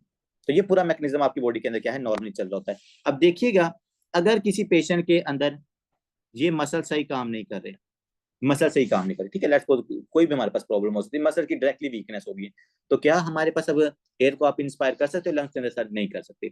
अगर बच्चों ये जो न्यूरोमस्कुलर डिसजंक्शन है, न्यूरोमस्कुलर जंक्शन, अगर न्यूरॉन और मसल के दरमियान जो जंक्शन है, अगर ये जंक्शन में कोई प्रॉब्लम आ जाए, जैसे मेस्थीनिया ग्रेविस के अंदर होता है, मेस्थीनिया ग्रेविस के अंदर क्या होता है, ये जो आपके एसिटाइलकोलिन के रिसेप्टर्स होते हैं ना मसल्स के ऊपर, इनके खिलाफ एंटीबॉडीज बन जाती है, फिर ये आपकी जो न्यूरॉन होती है ना, वो एसिटाइलकोलिन को मसल्स के ऊपर नहीं लगा पाती, जिसकी वजह से कॉन्ट्रैक्शन नहीं होती, रिस्पायरेटरी फेलियर हो जाता है उस पेशेंट के अंदर। तो अगर न्यूरोमस्कुलर डिस्टेंशन में कोई प्रॉब्लम है भाई, मसल कॉन्ट्रैक्ट नहीं करेगी, इंस्पायरेशन नहीं होगी। अगर ये आपकी स्पाइनल कॉर्ड के अंदर इंजरी हो जाए, आपके पास मैसेज नहीं जाएगा, कॉन्ट्रैक्शन नहीं होगी। अगर मेरे पास ब्रेन के अंदर क्या हो जाए सर, यहाँ पर ट्रियोमा हो जाए, इंजरी हो जाए अगर आपकी, ठीक है, ट्रियोमा हो जाए, इंजरी हो जाएगा, आपका रिस्पायरेटरी मसल, रिस्पायरेटरी सेंटर आपका क्या हो जाए, डैमेज हो जाए रिस्पायरेटरी सेंटर, तो फिर भी आप क्या नहीं कर सकते बच्चों, कॉन्टैक्ट नहीं करोगे, एयर को आप अपने लंग्स के अंदर नहीं ले जा सकते। तो जब आप लंग्स को एयर के अंदर नहीं, एयर को लंग्स के अंदर नहीं लेके जाओगे, तो वो क्या होगा, वो रिस्पायरेटरी फेलियर होगा, that is a restrictive lung disease. तो आपकी चाहे पोलियो जिसमें मसल वीक होते हैं, चाहे मस्थीनिया ग्रेविस है, न्यूरोमस्कुलर डिसजंक्शन अफेक्टेड होती है, चाहे गुलियन बेरी सिंड्रोम है जिसमें न्यूरॉन्स डायरेक्टली डैमेज हो जाती हैं, चाहे ALS है जिसमें स्पाइनल कॉर्ड की न्यूरॉन्स डैमेज है, सब के अंदर हमारे पास क्या होंगे, मसल प्रॉपर्ली कॉन्टैक्ट नहीं करेंगे, इंस्पायरेशन नहीं होगी। आगे बच्चों बात आती है चेस्ट वॉल एबनॉर्मेलिटीज की। अगर किसी पेशेंट के अंदर चेस्ट वॉल एबनॉर्मेलिटी है, जैसा कि स्कोलियोसिस या सीवियर ओबेसिटी, आपको पता है ना ओबेसिटी वाले पेशेंट के अंदर क्या होता है, वो जो डोम शेप डायफ्राम है वो नीचे नहीं आता। जब वो डोम शेप डायफ्राम नीचे नहीं आएगा तो भाई आपके पास रिलैक्सेशन नहीं हो रही, इंट्राथोरैसिक प्रेशर आपका क्या है, डिक्रीज नहीं हो रहा, आप इंस्पायर नहीं कर पाते। तो बेस्टी के अंदर इसलिए तो हमने पढ़ा था, वो क्या नाम था सिंड्रोम का, तो बेस्टी हाइपोवेंटिलेशन सिंड्रोम। कि सर अगर एक बंदा मोटा है ना तो उसके अंदर हाइपर कैप्निया क्रिएट रहेगा, और हाइपर कैप्निया की वजह से उसको सारा दिन डिजीनेस में रहेगा, इंजॉय करता रहेगा, ऑफिस में जाता है, नींद आ जाती है, सोता रहता है, फिर अपने क्या है बॉस से वो गालियां भी खाता है। तो these are related with the syndromes as well. Scoliosis के अंदर आपको पता है क्या है, एस शेप जो आपकी स्पाइनल कोड है, वो स्पाइनल कोड क्या कर जाती है सर, हमारे पास डैमेज होता है, सारा मैकेनिज्म आप लोगों ने पढ़ा हुआ है हमारे पास स्कोलियोसिस का, लॉर्डोसिस का, ठीक है। और स्कोलियोसिस के अंदर क्या होता है, ये स्पाइनल कोड हमारी इस तरह की हो जाती है, उसकी जो मतलब के कनकेव और कन्वेक्स ये पूरा मैकेनिज्म है, किसी के अंदर कनकेवनेस ज्यादा हो जाती है, किसी में कन्वेक्सनेस ज्यादा हो जाती है। तो एट द एंड हमारे पास क्या रिस्पॉन्स आता है कि आपकी चेस्ट वॉल में abnormality आती है, चेस्ट वॉल में abnormality आती है, you can not properly dilate your lungs, and if you cannot dilate your lungs, there is no proper inspiration of the air, and that can lead towards the restrictive lung disease। ठीक है बच्चों, तो ये था mechanical failure. अब देखो सबके अंदर क्या हो रहा है, आपके मसल्स डैमेज है, आपकी न्यूरॉन्स डैमेज है, और उसके बाद क्या है, चेस्ट वॉल, चेस्ट कैविटी के बारे में उन्होंने यहाँ पर तक लगा आपके पास ना, मतलब कि रिलेशन बताया। कोई हमारे पास एलोवेलाई की अभी तक बात नहीं हुई, कोई हमारे पास फाइब्रोसिस की बात नहीं हुई थी, वो सारी बातें हम किस में करते हैं, डिफ्यूज पैरेन्काइमल लंग डिजीज के अंदर। तो बच्चों ये जो हमने ऊपर सारी डिजीज डिस्कस की है ना, पोलियो में आपको रिस्ट्रिक्टिव लंग डिजीज होती है, मसीनिया ग्रेविस में रिस्ट्रिक्टिव लंग डिजीज होती है, गुलियन बेरी सिंड्रोम में रिस्ट्रिक्टिव लंग डिजीज होती है, एएलएस में रिस्ट्रिक्टिव लंग डिजीज, ओबेसिटी में, स्कोलियोसिस में। और बात यहाँ तक खत्म नहीं होती, you will be surprised to know that there are some more diseases that can lead to the restrictive lung disease as well. वो कौन सी है बच्चों, सबसे पहले उसके अंदर देखते हैं डिफ्यूज पैरेन्काइमल लंग डिजीज, जिसको हम कहते हैं इंटरस्टिशियल लंग डिजीज। कि सर जो इंटरस्टिशियम है, जो हमारे पास एलोवेलाई और कैपिलरी के दरमियान में स्पेस है, उसको हम इंटरस्टिशियम कहते हैं। तो अगर उस इंटरस्टिशियम के अंदर कोई मसला आ जाए ना, तो उसको हम क्या कह रहे हैं, इंटरस्टिशियल लंग डिजीज या डिफ्यूज पैरेन्काइमल लंग डिजीज। और जितनी भी डिजीज नीचे लिखी हुई है ना, सबके अंदर इंटरस्टिशियम आपकी अफेक्टेड होती है। अगर बच्चों आपकी इंटरस्टिशियम में कोई प्रॉब्लम है तो आपके पास क्या होगा सर, जो हमारा डीएलसी है ये कम हो जाएगा। भाई डीएलसी कम हो जाएगा ना जहाँ पे डिफ्यूज नहीं हो रहा, डिफ्यूज नहीं ना हो रही, क्योंकि दरमियान में प्रॉब्लम है हमारे पास इंटरस्टिशियल स्पेस के अंदर, तो ये आपका डिक्रीज हो जाएगा। जो एएलएस है बच्चों, एएलएस क्या हो जाता है, इंक्रीज हो जाता है। ए ग्रेडियंट आपके पास क्या हो जाएगा, इंक्रीज हो जाएगा। भाई क्यों इंक्रीज होगा, जब आपके पास गैसेस एक्सचेंज ही नहीं होंगी, जब एलोवेलाई से एयर आपके ब्लड के अंदर जाएगी नहीं, तो उसकी वजह से जो एलोवेलाई के अंदर ऑक्सीजनेटेड एयर है वो ज्यादा हो जाएगी, आपके लंग्स के अंदर ऑक्सीजनेटेड एयर कम हो जाएगी, जो दोनों में डिफरेंस है वो क्या है, ज्यादा बढ़ जाएगी, ज्यादा दूरियां हो जाएंगी फिर। ठीक है, जैसे आजकल पाकिस्तान और इंडिया के दरमियान में ज्यादा दूरियां होती जा रही हैं। समझ रहे हैं डॉक्टर दाऊद, अगर यहाँ पर होते वो ज्यादा बेहतर तरीके से समझ सकते थे। ठीक है, तो हमारा डीएलसी कम हो रहा है यहाँ पर, और ए ग्रेडियंट हमारा ज्यादा हो रहा है। रीजनिंग के साथ याद रखना, तुक्का रटा नहीं लगाना आप लोगों ने। ठीक है, रीजन मैंने आपको बता दिया भाई, इंटरस्टिशियम में मसला है, डिफ्यूजन नहीं हो रही, जिसकी वजह से डीएलसी कम है। उसके बाद ए ग्रेडियंट क्यों इंक्रीज हो रहा है भाई, एलोवेलाई के अंदर ऑक्सीजनेटेड पड़ी हुई है, दरमियान में बैरियर है, और उधर हमारे पास ब्लड है। अब गैसेस एक्सचेंज नहीं हो रहा, ऑक्सीजन एलोवेलाई से ब्लड में नहीं जा रही, इधर ऑक्सीजन ज्यादा होती जा रही है एलोवेलाई में, उधर हमारे पास ब्लड में ऑक्सीजन जा नहीं रही, तो दोनों में डिफरेंस बढ़ जाता है। अब बच्चों डिस्कस करते हैं कि सर कौन कौन सी डिजीजेज हैं जो इंटरस्टिशियल लंग डिजीज के अंदर कंसीडर की जाती है। इन सारी डिजीज के अंदर आपकी इंटरस्टिशियम ही अफेक्टेड होती है। सबसे पहले बच्चों निमोकोनियोसिस। निमोकोनियोसिस आपको पता है ना, जो हमारे पास इंडस्ट्रियलाइजेशन की वजह से, या जो इंडस्ट्रियल टॉक्सिन्स होते हैं उनके साथ एक्सपोजर की वजह से पेशेंट के अंदर जो प्रॉब्लम होती है, तो उसको हम कहते हैं निमोकोनियोसिस। जैसे कोयले के साथ एक्सपोजर है, सिलिकॉन के साथ एक्सपोजर है, सिलिका के साथ एक्सपोजर है, बेरिलियम के साथ एक्सपोजर है, तो ये सारी हमारे पास है। और सबसे इंपॉर्टेंट है asbestosis. Oh my god, how I can forget about the asbestosis, it's very important. Asbestosis is one of the toxin agent that can lead towards the bronchogenic carcinoma and the mesothelioma. Oh my god sir, इतनी detail में अभी नहीं जाना, फिलहाल आपने याद रखना है निमोकोनियोसिस की वजह से बच्चों क्या हो सकता है, इंटरस्टिशियल लंग डिजीजेज हो सकती हैं। और निमोकोनियोसिस क्या होता है, जिसमें कोई बंदा फैक्ट्री में काम कर रहा है ना, जिस चीज के साथ उसका एक्सपोजर होता है, चाहे सिलिकोसिस है चाहे एस्बेस्टोसिस है, तो ये लंग्स में जाएगी, इंटरस्टिशियल में डिपॉजिट होगी, there is no gases exchange, and if there is no gases exchange it can lead to the restrictive lung disease. आगे बच्चों देखते हैं सार्कोडोसिस। बच्चों sarcoidosis, oh my god, one of my favourite topic. और sarcoidosis में से लिख लो, जैसे मैंने आपको बताया था ना, I will tell you some topics that are very very important for USMLE and the NRE। बच्चों सार्कोडोसिस है, आगे जाके पढ़ेंगे, हमारा ये टॉपिक है पूरा इंशाल्लाह। यूएसएमएलई एग्जाम के अंदर मुझे ना इसमें से क्वेश्चन आया था, हाइपर कैल्सीमिया से उन्होंने रिलेट किया था। तो आपके भाई को तो सारा पता था इसका हाइपरकैल्सीमिया, बच्चों वाली बात थी तो हमने इजीली इसको पकड़ लिया था। तो बच्चों सार्कोडोसिस में क्या होता है, ऑटोइम्यून डिजीज है, नॉन केशिएटिंग ग्रैनुलोमाज यहाँ पर बनते हैं, और वो जो ग्रैनुलोमाज है आपकी इस इंटरस्टिशियम के स्पेस के अंदर डिपॉजिट हो जाते हैं। जब यहाँ पर डिपॉजिट होंगे there is no gases exchange, ठीक है जी। तो सार्कोडोसिस में बायलेटरल हिलार लिम्फेडिनोपैथी है, मतलब कि जो आपके हाइलम होते हैं और उनकी एडिनोपैथी हो जाती है, मतलब वहाँ पे जो ऑटोइम्यून जो ग्रैनुलोमाज होते हैं डिपॉजिट हो जाते हैं। इस डिजीज के अंदर नॉन केशिएटिंग ग्रैनुलोमाज बनते हैं। इनके अंदर जो एंजियोटेंसिन कन्वर्टिंग एंजाइम इंक्रीज हो जाता है, और उसके अलावा इस पेशेंट के अंदर आपको कैल्शियम भी इंक्रीज मिलती है, अल्फा 1 हाइड्रोक्सिलेज इंक्रीज हो जाता है जो हमारे पास कैल्शियम को इंक्रीज करवाता है। तो सार्कोडोसिस वाले पेशेंट के अंदर हाइपरकैल्सीमिया होता है, उसके बाद इस पेशेंट के अंदर रास मैकेनिज्म भी एक्टिवेट हो जाता है, ये AC angiotensin muscle converting enzyme. Contraction ज्यादा होगी सर इसमें? इसके अंदर डॉक्टर साहब मसल कॉन्ट्रैक्शन इसमें ज्यादा होगी, कैल्शियम ज्यादा हो रहा है। भाई इसमें मसल की बात ही नहीं हो रही, ये मसल जो ये जो आपका कैल्शियम है ना, ये वो मसल वाला कैल्शियम नहीं, ये आपकी ब्लड सर्कुलेशन वाला कैल्शियम। तो पेशेंट को हाइपर कैल्सीमिया होता है, ठीक है। तो जो हाइपर कैल्सीमिया होता है ना, ओके आपको सर। एक और मजे की बात बता दूं, जब आपकी बॉडी के अंदर लेट्स सपोज कैल्शियम ज्यादा होता है ना, तो उसकी वजह से हमारे पास जो न्यूरॉन्स होती हैं वो ज्यादा काम करती हैं, समझ लें। तो जब न्यूरॉन्स ज्यादा काम करती है तो चलो वो आपको बात की एक्साइटेबिलिटी बात है। इंक्रीज हो जाती है न्यूरॉन्स। जी जी, न्यूरॉन्स की एक्साइटेबिलिटी हमारे पास इंक्रीज हो जाती है। लेकिन यहाँ पर भाईजान मसला क्या है, यहाँ पर मेन प्रॉब्लम है कि सार्कोडोसिस के जो ग्रेनुलोमाज है ना, असल तो इसकी पैथोजेनेसिस में क्या है, ग्रेनुलोमाज, वो ग्रेनुलोमा क्या करते हैं, इधर आके डिपॉजिट होते हैं। तो ये डिपोजिटरी डिजीज है हमारे पास, एक्यूमुलेटरी डिजीज है, जो यहाँ पर गैसेस एक्सचेंज को क्या करेगी, अफेक्ट करेगी, ठीक है। तो आगे तीसरे नंबर बच्चों जो interstitial lung disease that is idiopathic pulmonary fibrosis. बच्चों जब यहाँ पर फाइब्रोसिस हो जाएगी, आपके एलोब्लाई की फाइब्रोसिस हो गई, थिकनेस, हार्डनेस, डेथनेस हो जाएगी, तो हमारे पास ना कोई आपके लंग्स एक्सपैंड करेंगे और ना ही हमारे पास गैसेस एक्सचेंज होगा प्रॉपर्ली। तो ये भी बड़ी खतरनाक डिजीज है, इडियोपैथिक पल्मोनरी फाइब्रोसिस। इसमें से काफी ज्यादा स्टेप 2 के अंदर एमसीक्यू जाते हैं इसमें से ना। तो ये आगे हमारा टॉपिक भी है। आगे आते granulomatosis with polyangiitis, oh my god, one of the multi systemic important disease, granuloma with polyangiitis. हाँ जी, क्या क्या होता है ग्रैनुलोमा विद पोलियंजाइटिस के अंदर, anyone, what kind of symptoms you can see in patient of the polyangiitis? Sir upper respiratory tract infection होते हैं, साथ लोअर रेस्पिरेटरी ट्रैक इन्फेक्शन और साथ ग्लोमेरुलोनेफ्राइटिस, ये ट्राइएड होता है। वेरी गुड, कि जैसा कि डॉक्टर साहिबा ने हमें बताया है कि सर इस पेशेंट के अंदर, मैंने आपको मेडिसिन वालों किधर चले गए हो, मैंने बताया था इसके अंदर कितने वर्ड्स हैं बच्चों, सर 3 वर्ड्स हैं, ग्रैनुलोमाइटिस विद पोलियंजाइटिस।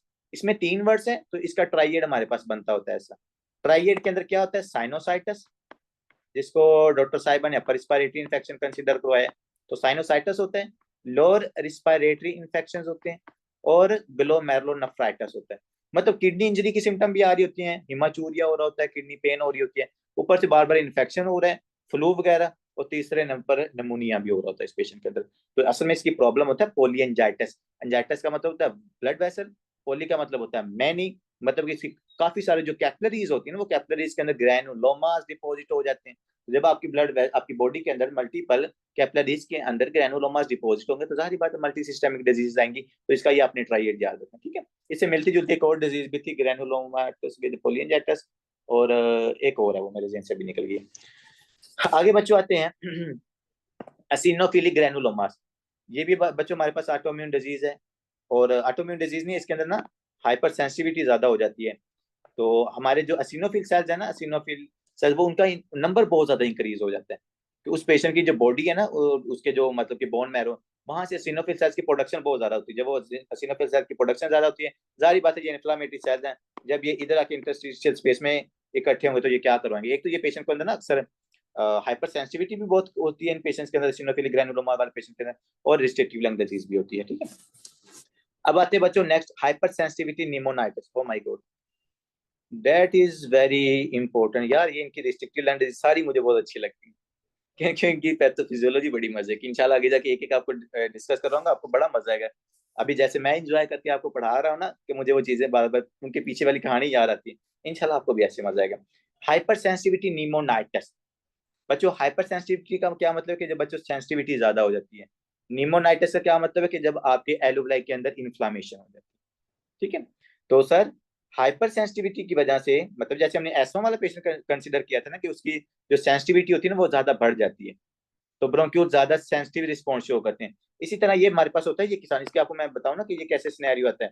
वो कहते हैं एक हमारे पास है फार्मर, और वो फार्मर हमारे पास क्या आ रहा है, ये जो रिस्ट्रिक्टिव लंग डिजीज की सिम्टम है ना, इनके साथ हमारे पास प्रेजेंट करा है। शॉर्टनेस ऑफ ब्रेथ है, पेशेंट के अंदर वेट लॉस हो रहा है, उसका हाइपरकैपनिया हो रहा है, हाइपोक्सीमिया हो रहा है, इस तरह के सिम्टम के साथ, और फार्मर होता है। और ये जो फार्मर को ये बार बार प्रॉब्लम क्यों आ रही है बच्चों, क्योंकि फार्मर का एक्सपोजर होता है बर्ड्स के साथ, उसके बाद एनिमल्स के साथ।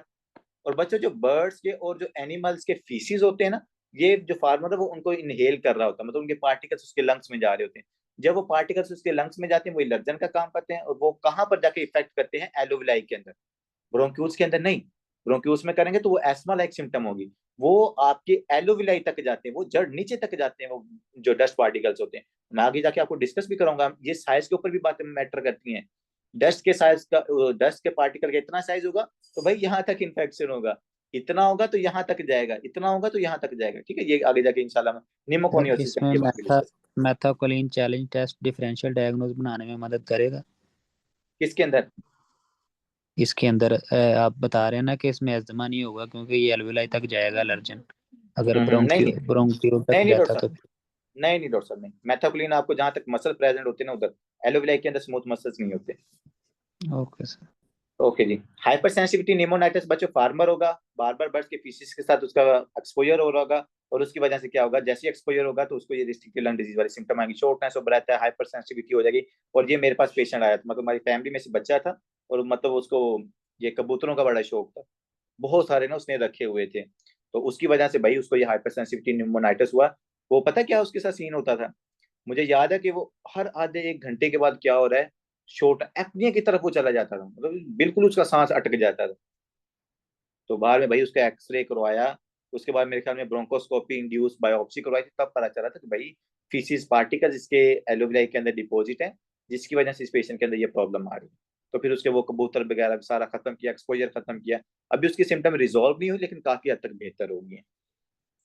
तो ये चीज आपने यहाँ पर याद रखनी है। आगे आते हैं बच्चों ड्रग टॉक्सिसिटी।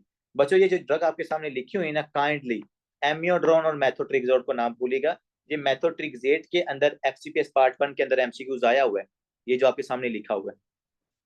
और ये मुझे क्यों याद है, क्योंकि जो मेरा कोलीग रूममेट था जो पहले था, वो एफसीपीएस पार्ट 1 की तैयारी कर रहा था, तो उसने मेरे से एमसीक्यूज पूछा था कि यार इस तरह पेशेंट के अंदर ना, मतलब रिमोटॉइड आर्थराइटिस आई गेस, तो उसको हमने मेथोट्रेक्सेट दी, तो कुछ दिनों बाद वो पेशेंट शॉर्टनेस ऑफ ब्रेथ ना, तो इस रिस्पायरेटरी फेलियर के सिम्टम के साथ आ रहा है, तो इसका क्या रीजन हो सकता है। तो जो मैंने चूंकि यहाँ पर पढ़ा हुआ था, तो मैंने कहा था यार मेथोट्रेक्सेट है तो पेशेंट रिस्ट्रिक्टिव लंग डिजीज की तरफ जा सकता है। तो मुझे वो उसने पूछा यार ये तूने कहाँ पे पढ़ा है, मैंने फर्स्ट एड निकाल के दिखाया कि भाई ये देख सब कुछ यहाँ पर लिखा हुआ है। तो बच्चों ब्लियोमाइसिन और उसके बाद ब्यूसल्फान, एमियोड्रोन, ये हमारे पास कीमोथेरेपी की ड्रग्स हैं, कैंसर के लिए यूज करते हैं। ब्लियोमाइसिन तो एंटीबायोटिक कीमोथेरेपी है, और ब्यूसल्फान भी कीमोथेरेपी के लिए यूज करते हैं। एमियोड्रोन भाई आप सबको पता है, सबकी फेवरेट ड्रग है amiodarone. Calcium channel blocker, sodium channel blocker, potassium channel blocker, सब कुछ ब्लॉक करने वाली एमियोड्रोन है, जिसको हम यूज करते हैं किसके अंदर, अरिथमिया के अंदर। और बच्चों मेथोट्रेक्सेट का काइंडली याद रखिएगा, ये ना मेथोट्रेक्सेट असल में करवाती है interstitial pulmonary fibrosis, interstitial pulmonary fibrosis, और वो पार्ट आपकी रिस्ट्रिक्टिव लंग डिजीज पे। तो ये 4 ड्रग मैं आपसे रोजाना पूछा करूंगा, bleomycin, busulfan, methotrexate, amiodarone, that can lead towards the restrictive lung disease. ठीक है बच्चों, नेक्स्ट आते हैं जी ARDS, acute respiratory distress syndrome. तो आपको पता है एआरडीएस के अंदर क्या होता है जी डॉक्टर तैयबा, आपको याद होगा कि एआरडीएस के अंदर leakage of protein, leakage of the blood material जो यहाँ पर चला जाता है, जब आपके पास इंजरी होती है, यहाँ पर साइटोकाइन्स रिलीज होते हैं, वो प्रोटीन का लीकेज करवाते हैं, तो एट द एंड यहाँ पर हाइलिन प्रोटीन की ना डेपोजिशन हो जाती है, जिसकी वजह से पेशेंट को एआरडीएस होता है, और फिर और एआरडीएस की वजह से रिस्ट्रिक्टिव लंग डिजीज होती है। नेक्स्ट आते हैं बच्चों रेडिएशन एक्सपोजर। रेडिएशन के साथ एक्सपोजर की वजह से क्या होगा, फाइब्रोसिस। ठीक है, जब आप पेशेंट का बार बार, मैं इसलिए तो आपको कहता हूँ भाई एक्सरे ना करवाया करो इतने ज्यादा, सीटी स्कैन, ये एमआरआई ज्यादा नहीं करवानी है आपने पेशेंट की, क्योंकि इनके साथ रेडिएशन के साथ एक्सपोजर होता है। जब एक्सपोजर रेडिएशन के साथ होता है तो उसकी वजह से पेशेंट के अंदर मेटाबॉलिक सेल की मेटाबॉलिज्म, जो उसकी जेनेटिक चेंजेस है, सॉरी मेटाबॉलिज्म कह रहा हूँ, जेनेटिक चेंजेस आ जाती हैं सेल के अंदर। तो अगर सेल के अंदर जेनेटिक चेंजेस है ना, वो जो कैंसर भी हो सकता है। तो बच्चों ये रेडिएशन की वजह से क्या हो रहा है, associated with a pro inflammatory cytokine release, मतलब ये सेल के साथ जाके लगती है, आपकी एलोविलाई के ऊपर रेडिएशन पड़ी, उसको कहती है चल भी इन्फ्लामेटरी मीडिएटर्स रिलीज कर, और आपके ऊपर जो एलोविलाई वो कौन से इन्फ्लामेटरी मीडिएटर्स को रिलीज करता है, tumour necrotic factor alpha, interleukin 1, interleukin 6। यार मैं आपको क्या बताऊं ये कितने important, how I will emphasize how much these 3 cytokines are important. इनको ना भूलिएगा काइंडली, इंटरल्यूकिन 1 को, 6 को, ट्यूमर नेक्रोटिक फैक्टर को। और आप कहेंगे सर शायद मजाक कर रहे हैं, इंटरल्यूकिन 6 मुझे यूएसएमएल एग्जाम के अंदर आया हुआ, इंटरल्यूकिन 6 के बारे में उन्होंने क्वेश्चन पूछा हुआ था, ठीक है। वो मैं आपको सिनेरियो, अभी टाइम नहीं है, नेक्स्ट इंशाल्लाह मैं सिनेरियो डिस्कस भी आपको करूंगा। तो ये जो हमेशा भी जब ये साइटोकाइन्स रिलीज होते हैं ना सेल से, तो ये tumour necrotic factor alpha, interleukin 1, interleukin 6 ये आपके पास रिलीज होते हैं, क्योंकि ट्यूमर नेक्रोटिक अल्फा क्या करता है, ये फाइब्रोसिस की तरफ जाता है। इंटरल्यूकिन 1 क्या करता है, सर फीवर करवाता है। इंटरल्यूकिन 6 क्या करवाता है, ये इन्फ्लेमेटरी मीडिएटर्स को, मतलब कि कीमोटैक्सिस करवाता है ये ज्यादातर। तो जब भी आपके सेल डैमेज होते हैं ना, ज्यादातर ये वाले प्रो इन्फ्लेमेटरी मीडिएटर्स होते हैं जो इन्फ्लेमेशन ज्यादातर करवाते हैं। May be asymptomatic but most common symptoms are the dry cough. ये आपको बता रहा है रेडिएशन इंड्यूस लंग इंजरी, के रेडिएशन के साथ एक्सपोजर हुआ, उसकी वजह से आपके पास ये इन्फ्लेमेटरी मीडिएटर्स रिलीज हुए। इन्फ्लेमेटरी मीडिएटर्स रिलीज होंगे, फाइब्रोसिस होगी लंग्स के अंदर। जब फाइब्रोसिस होगी तो हमारे पास पेशेंट ड्राई कफ के साथ आएगा, डिस्निया के साथ आएगा, लो ग्रेड फीवर। यार देख, आपके उस्ताद ने आपको पहले बता दिया, इंटरल्यूकिन 1 रिलीज होगा तो फीवर होता है उस पेशेंट के अंदर। तो radiation induce lung injury, patient आपको बताएगा डॉक्टर साहब 2 महीने पहले मैंने एक्सरे करवाया था और अब पेशेंट मेरे पास ड्राई कफ के साथ, वेट लॉस के साथ, डिस्निया के साथ, लो ग्रेड फीवर के साथ आ रहा है। तो if you are a good doctor, और अगर आपको मेरी बातें याद होंगी कि सर ने बताया था कि रेडिएशन के साथ एक्सपोजर है तो लंग इंजरी होती है, तो इस पेशेंट के अंदर लंग इंजरी हुई होगी, ठीक है। Acute radiation pneumonitis develop with in 2, ये देखो उन्होंने ड्यूरेशन भी लिख दिया है कि पेशेंट के अंदर 3 to 12 वीक्स के अंदर अगर डेवलप होगा तो वो एक्यूट हमारे पास कंडीशन होती है। और अगर ये 6 to 12 मंथ के बाद होता है बच्चों, ये हमारे पास होती है क्रॉनिक कंडीशन, कि अगर 3 से 12 हफ्ते पहले उसने रेडिएशन के साथ एक्सपोजर है और वो पेशेंट आपके पास 2 से 3 महीने बाद ही आ गया सिम्टम के साथ, तो ये एक्यूट कंडीशन है। अगर वो 1 साल बाद आता है तो इसका मतलब क्या, पेशेंट के अंदर ये क्रॉनिक फाइब्रोसिस हो गया उसके लंग्स के अंदर। That is the findings of the interstitial radiation induced lung injury, and all these conditions are can lead towards the restrictive lung diseases। आगे हमने इन सब को एक एक करके क्या करना है, डिस्कस करना है। इसी तरह आपका फिर रिस्पिरेटरी जो सिस्टम है वाइंड अप हो जाना है। That's all about today lecture, hope so you learn a lot. See you in next lecture. Okay जी, अल्लाह हाफिज।